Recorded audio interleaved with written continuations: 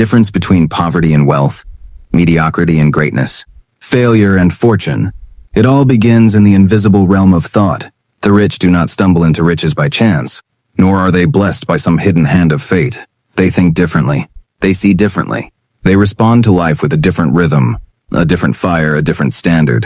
And until you rewire your mind to think as they do, no amount of effort, no stroke of luck, no fleeting opportunity will make you rich. Because wealth is not first in the hands. It is first in the head. The poor say, "I'll believe it when I see it." The rich declare, "I'll see it because I believe it." That is the fundamental shift, the foundation upon which empires rise. Before Carnegie built steel towers that touch the sky, before Edison turned darkness into light, before Disney transformed imagination into an empire, each of them first rewired their mind to believe the impossible was inevitable. If you want to transform your life, you must begin here. Your mind is clay, and you are the sculptor. Every thought is a chisel stroke. Every belief is a carving. Most people live as though their thoughts are accidents, as though their beliefs are inherited shackles they cannot remove. But the rich know otherwise. They seize their minds and forge them into weapons of creation. This begins with clarity of desire. Napoleon Hill wrote, "The starting point of all achievement is desire. Not a wish. Not a vague hope. A burning, relentless desire that consumes the soul and refuses to be ignored. The poor dabble in desire. They say, 'It would be nice to have more money.' The rich burn with it. They say, 'I will have it. I must have it. Nothing will stop me from having it.' That fire becomes a magnet. It pulls ideas, people, opportunities into its orbit. But desire alone is not enough. You must believe. Belief is the fuel of the mind. Without belief, desire fizzles into fantasy. With belief, desire hardens into destiny. Look at Henry Ford. The world said the automobile was a toy, a dangerous contraption with no future. But Ford believed so completely that he carried his vision into every room, every conversation, every decision, until steel bent to his will and the world rode on wheels of his making. Belief is contagious. When you radiate conviction, others will believe for you, with you because of you. That is why the rich do not entertain doubt. They may feel it, but they never feed it. They speak words of faith until faith replaces fear. They visualize outcomes until outcomes bend toward vision. They program their subconscious with certainty until uncertainty has no home left to live in. And belief must be directed by purpose. Purpose is the compass of the rich mind.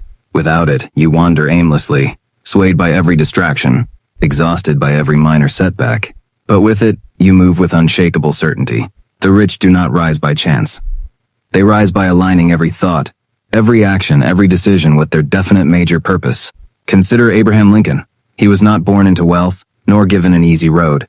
He faced failure in business, heartbreak in love, repeated defeats in politics.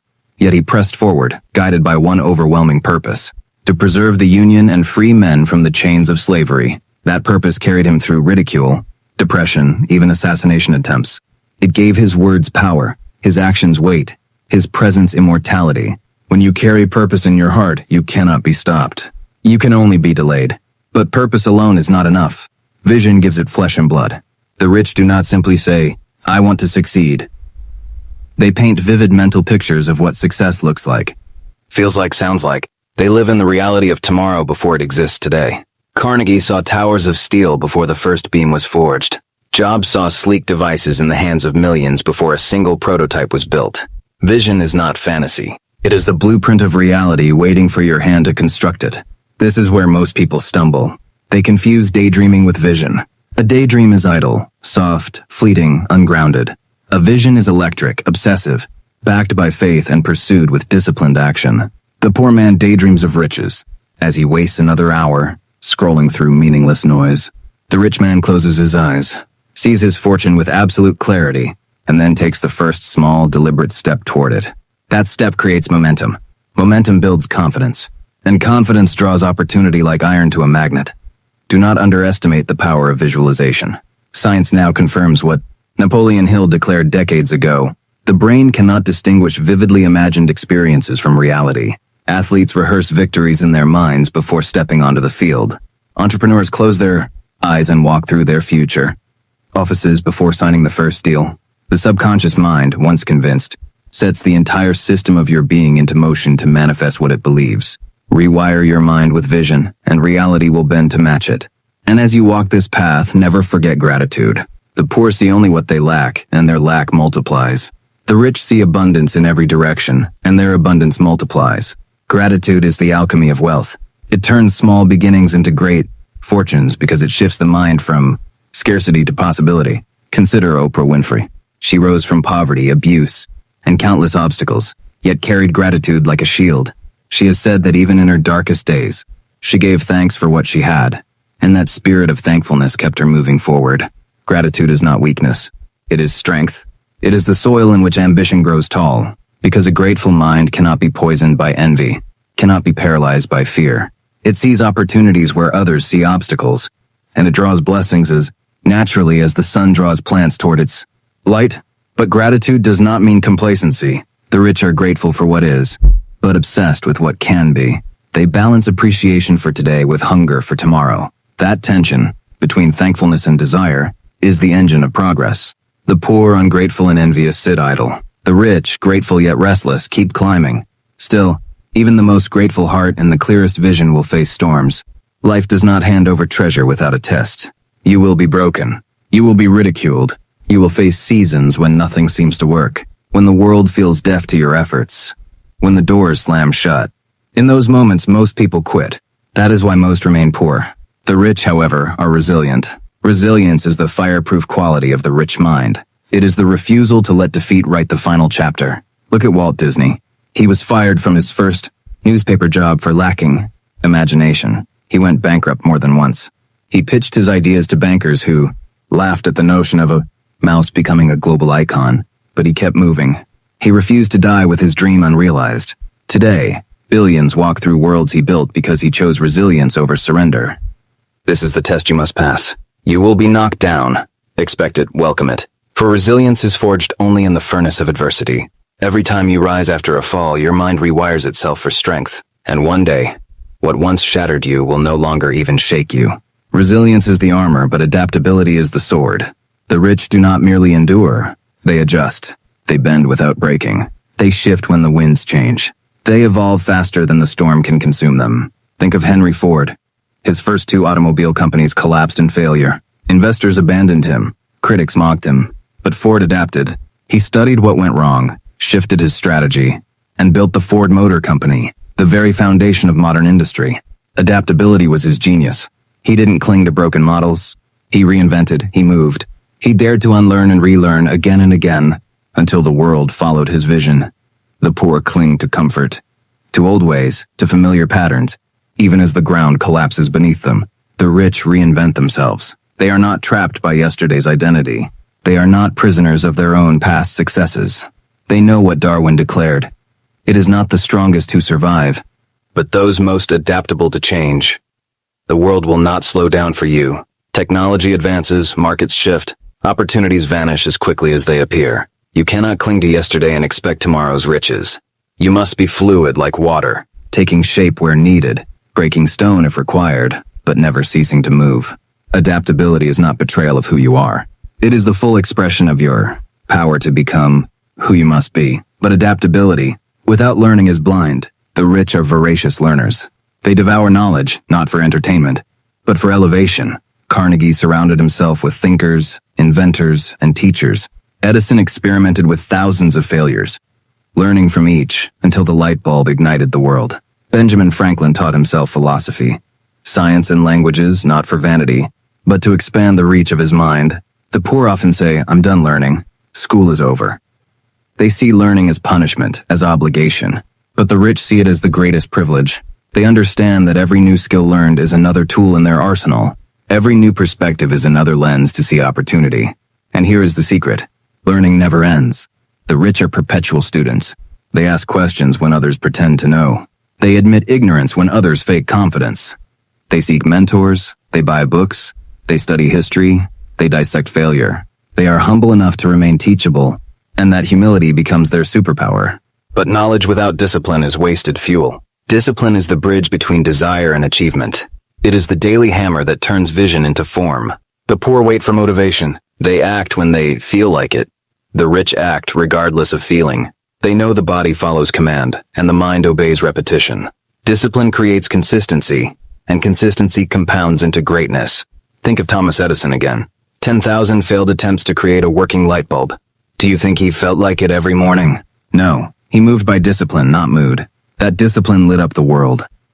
Discipline is also how the rich master themselves. For the greatest battlefield is not the marketplace, it is the mind. The enemy is not competition, it is distraction, doubt, fear, laziness. The rich conquer themselves first. They train the mind to think abundance when scarcity screams. They train the body to work when exhaustion pleads. They train the spirit to rise when failure presses down. Self-mastery is the crown of the rich mind. Without it, riches slip through your fingers like sand. With it, even in poverty, you stand wealthy in power, focus, and direction. But self-mastery demands sacrifice. You cannot rewire your mind while clinging to the habits that keep you poor. You must trade late nights of distraction for early mornings of creation. Trade gossip for study. Trade envy for gratitude. Trade fear for faith. Trade comfort for growth. Every sacrifice is a seed planted in the soil of discipline, and in time it bears the fruit of wealth. Yet many fear sacrifice, believing it is loss.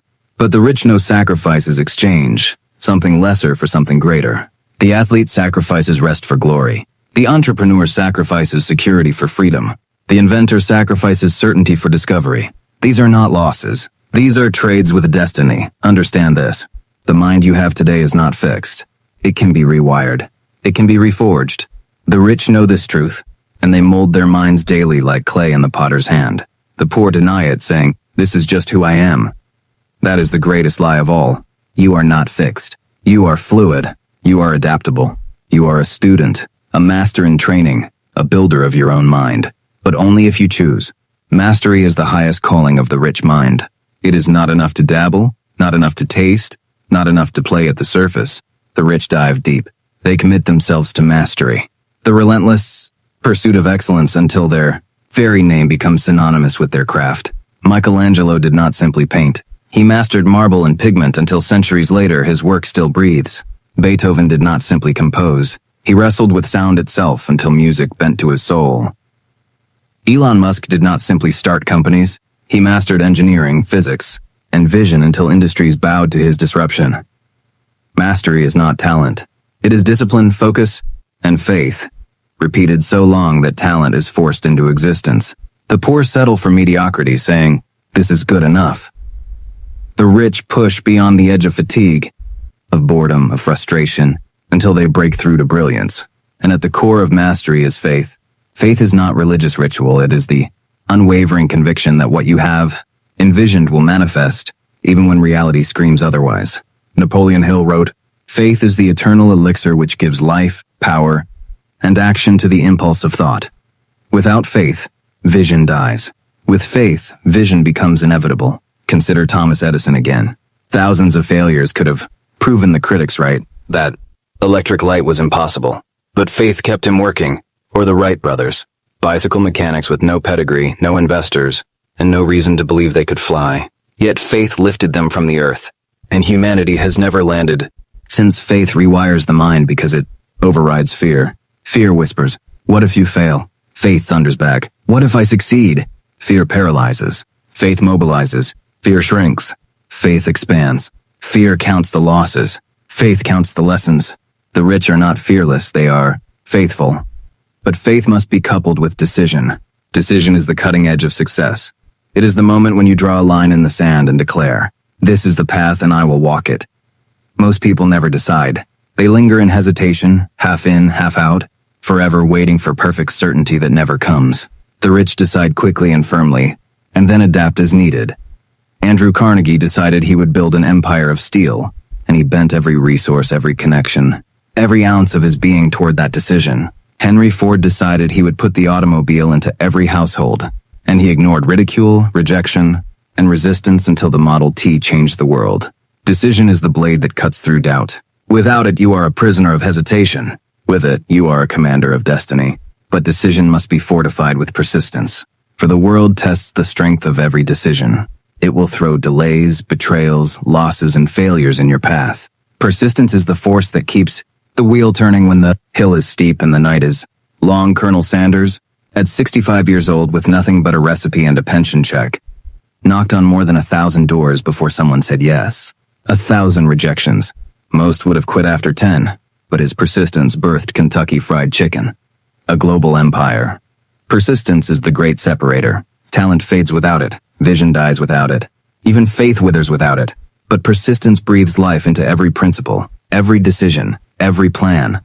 The poor quit because persistence feels heavy. The rich persist because they know that behind the heaviest doors are the greatest treasures. And when persistence meets faith, something miraculous happens. The mind begins to vibrate with confidence. You radiate certainty. People feel it in your words, in your presence, in your energy. Opportunities are drawn to you. Resources align with you. And even obstacles seem to bow to your determination. This is the transformation. Napoleon Hill spoke of the alchemy of thought into riches. Not by magic, but by mindset. Not by luck, but by law. You think differently, and therefore you live differently. But remember this. The rich do not pursue wealth for money alone. They pursue it for freedom, for impact, for purpose. Money is not the master. It is the servant. The poor are enslaved by money, chasing it, fearing it, bowing to it. The rich command money, directing it, multiplying it, using it to build visions larger than themselves. You must ask yourself, do you serve money or does money serve you? The answer determines the architecture of your destiny. The difference between the rich and the poor begins not in the bank, but in the brain. It begins with the choice to think differently. Every fortune, every invention, every empire, every revolution in history began as a single thought in the mind of one individual who refused to think like everyone else. The poor ask, can it be done? The rich declare, it will be done by me. The poor say, I'll believe it when I see it. The rich say, I'll see it because I believe it. The poor wait for permission. The rich give themselves permission. The poor play not to lose. The rich play to win. This is the rewiring. It is not a trick, not a hack, not a quick fix. It is a transformation of identity. You stop living as a victim of circumstance, and you rise as an architect of destiny. You stop repeating, I can't afford it, and begin asking, how can I afford it? You stop saying, this is who I am, and you begin declaring, this is who I choose to become. History is a graveyard of men and women who thought small, who shrank from possibility, who lived only for survival. But history also shines with the names of those who rewired their minds to think differently. Carnegie, Edison, Lincoln, Disney, Jobs, Oprah, Musk. They were not gods. They were not chosen. They were human just like you, flesh and bone, doubt and fear. But they trained their thoughts until their minds became weapons of creation. And this is what you must understand. Wealth is not outside you. It is within you. Riches are not discovered. They are designed. The treasure is not buried in the ground. It is buried in your mind, waiting to be mined by faith, vision, discipline, and persistence. Do not say, I wish I had a rich mind. Declare, I am rewiring my mind right now because thought by thought, belief by belief, choice by choice, you are either programming yourself for poverty or for wealth. There's no neutral ground. Every word you speak is an instruction to your subconscious. Every image you dwell upon is a blueprint for your reality. Every habit you repeat is a vote for the life you will live. So what will you? Command your mind to build? Will you let it construct cages of doubt, walls of fear, ceilings of limitation? Or will you command it to build bridges of opportunity, towers of achievement?